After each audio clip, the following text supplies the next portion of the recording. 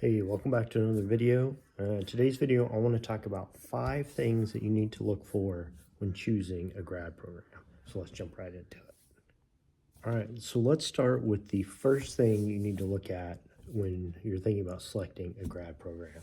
So I've got some notes over here, so apologize for looking off to the side, but the first one is going to be curriculum and program fit. So one of the things you want to look at is you need to figure out what your goals are going to be. And I'll tell you a little story about myself here in a minute. But we want to talk about the academics of the program, what kind of things they offer, and what you hope to get out of it. What do you hope to accomplish when you go through the program? The other thing we need to look for is concentrations, not just the program itself. Like if it's psychology, is there a certain type of psychology that you're looking for? If it's tech, is there a certain type of tech? Whether it's more business management, networking, cybersecurity, something like that. The other thing to look for is, what about opportunities? Like what's going to happen when you're done with the program?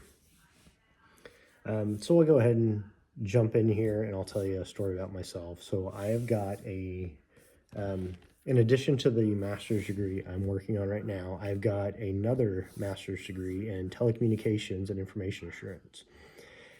I got this a number of years back, and at the time when I was doing that, I didn't really think about the consequences of getting that degree and what that would mean. I didn't take these things into consideration. I didn't look at it. It was just, I knew I couldn't move, so I was stuck with what's available in the city that I'm in that's close by. I was working full time, so what can accommodate my schedule? And at the time I was in tech or IT, so that's kind of what I stuck with. And a number of years ago, there were not many options around, so there was not a whole lot I got to pick from. So I went with a choice, the telecommunications. I had experience with that. I was like, all right, yeah, let's do this. I went through, it took me 3 years to complete the program. I don't think I've worked a day actually using the stuff from that degree. It's good I've got the knowledge. It helps with some other job opportunities since then, but it did not translate into a job when I finished, which looking back, I wish I would have done that a little bit better, even waited and gone on to a different program. But it's something to think about. What are you going to do with the degree? And make sure the program that you're going into aligns with what your goals are. And if you don't know what those are, it's a great time to stop and think about that, trying to figure those things out. All right, so let's get into the second thing, faculty expertise and support.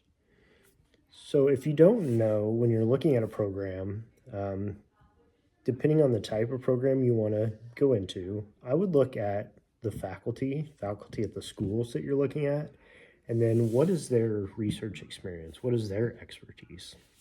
Again, not something I looked at. And I was looking at more of a technical program back then, so I didn't think about it. Research wasn't on the front of my mind at the time. But I would suggest looking at faculty in those departments, looking at what their research is. A lot of times you can find that information on the website, on the school's website. If you can't find it there, just do a search. Go to Google Scholar and search for that professor and see what kind of papers they've written. See what kind of research they've done in the last 3 to 5 years and see if there's anything of interest to you. I was looking at a school the other day. I've got a short list of universities that I'm looking at for a PhD program when I finish the master's I'm working on right now. One of them on my list, I was just doing some research to see, because I kind of, organizational behavior, which a lot of times falls in the business school, is an area of interest to me, but also psychology. A lot of times these things can go hand in hand, but I was looking at the psychology department at a university. Well, I didn't really see any professors doing specific research in areas that I'm interested in.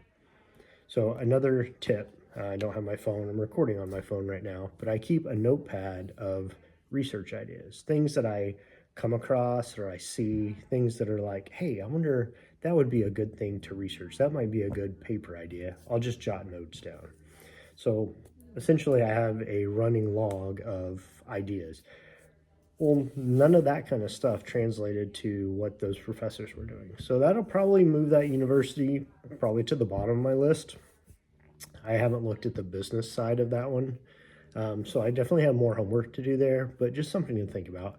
What is the faculty doing, and does it align with what you want to do? These are very important things, because if you have a very set, I want to look at this, this, and this, and they don't have any faculty that researches those areas right now, one, if you do get in, you're probably not going to be happy, because a lot of times you're going to be stuck helping and doing research for professors that are already there. They're going to bring you in, but if they're not doing anything you're interested in, it's going to make life really difficult. So something to think about. And then it kind of goes back to that advisors and mentors. If you all aren't on the same page, if you can't find anyone doing the research, even if it's closely related, that would be good. But like I say, when I was looking the other day, things they were interested in, researching, writing about, not things that are on my list. So probably not a great fit for me. The number 3 thing I've got on my list, flexibility and schedule. Again, this kind of goes back to, when are you going to do the program? What's your plan? Are you working, like if you're following this channel, non-traditional working adults, maybe you have a family, when are you going to take the class? Is it going to be an online program? You can do it whenever you want. Is it going to be an in-person? Do they offer evening classes? Is it a hybrid? You have to do some online, but you still have to go to class at times, which is fine, but then where's it located? So some of the programs that even my wife had looked at is online programs, but then you have to do like a week or 2 at a time on campus. Well, this was in another state, so then that's additional cost, that's time off work, that's time away from the family. Not a big deal if you plan for that, if you know ahead of time, but definitely one of those things you need to look at. Kind of going back to my original program that I did, it was here in town, but some of the classes I wanted were about an hour away. So I would work all day, take off 4:30, whatever time I got off that day, and I would drive an hour for class, have class until 8:30, 9 o'clock at night, and then have to drive home. That's fine for a short amount of time, but after a while, every week, week in, week out, that gets really old on top of the other things that you have to do. So just something to think about. What is the schedule that they offer? What kind of flexibility is there? And does it align with what your lifestyle is, what you can accomplish? So the next thing, the number 3, the number 4 thing I have on my list is cost and financial aid. So how are you going to pay for the program? If you're a traditional student, maybe you can get a GA, a TA, or a graduate assistant, teaching assistant position that will pay for your classes and give you a small stipend for usually up to 15, 20 hours of work. If you're a non-traditional student like myself, that's not going to work out. I actually inquired about this during the initial stages of the program I'm in, and essentially I was told we reserve those for, in the nice way, the younger students that don't have any other options, right? So they were not going to give me a GA position because I'm working full-time, even though I probably could make it work, fit it in. That was just not going to be an option. So I had to look at other ways to pay for school, right? So there's a lot of options when it comes to this. There's the traditional take out a student loan. You can pay cash for it, because typically a graduate program, you only take 1 or 2 classes a semester, so you might be able to cash flow that, which is always a nice way to go. The other thing to think about is, does your employer offer tuition assistance? Now, I've had a couple different employers through my time in grad school. I've had some that would pay almost an entire year, 2 classes a semester, 2 semesters, they would almost pay for that, for all of that. I've been at another company that would pay essentially half of that. So they would cover like 1 semester for the entire year, which is not that helpful. The other thing you need to look at, if you're not aware, is a lot of times these companies will expect a certain amount of time from you. So if you do your schoolwork, they pay for it. Usually they will expect you to work like a year to up to 2 years after the last semester they paid for, which is fine. If you're just wanting to do your program to better yourself, maybe help with your current job, and it aligns with what you're doing right now, that's a great option. Usually you have to pay for it up front. They reimburse you when you get at least a B or C in the class. Great way to go. Nothing wrong with that.